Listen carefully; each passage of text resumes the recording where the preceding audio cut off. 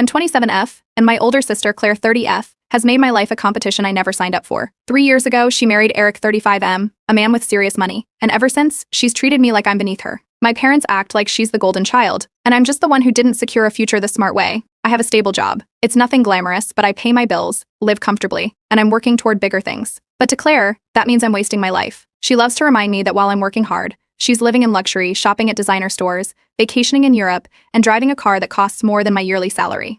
At first, I ignored it. If that's what makes her happy, good for her. But the comments kept coming. She'd visit my apartment and make exaggerated faces as if she had stepped into a shack. "You really should think about upgrading," she'd say, glancing at my furniture like it was some charity donation. If I bought a new outfit, she'd smirk and ask if it was fast fashion or if I finally decided to treat myself. If I mentioned a good month at work, she'd sigh dramatically. "I don't know why you bother. You could just find a rich guy and actually enjoy life." The worst part? My parents ate it up. They acted like Claire was proof that she had made all the right choices and that I was the family disappointment for actually working for my money.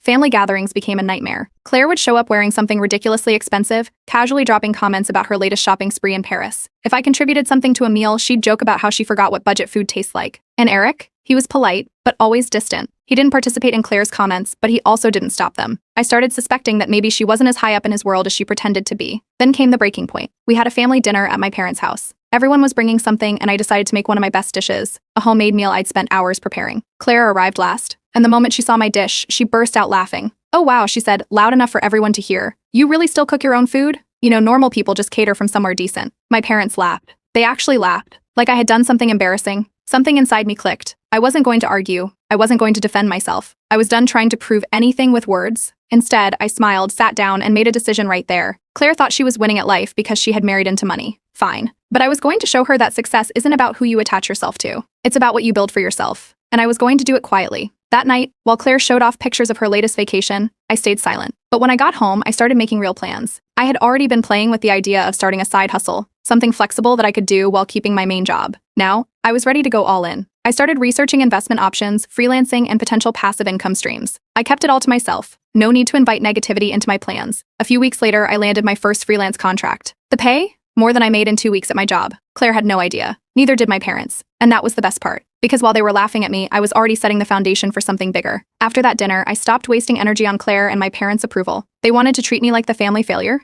Fine. I had better things to focus on. I still kept my day job, but I started putting in serious time into my side hustles. Late nights, early mornings, I treated it like a second job. The freelance contract I had landed turned into steady work, and soon I was making more from it than I expected. Instead of spending, I saved. Every extra dollar went into investments, growing slowly but surely. My friends noticed the change first. They saw me working nonstop, passing on nights out, staying glued to my laptop. When I finally told them what I was up to, they were all in.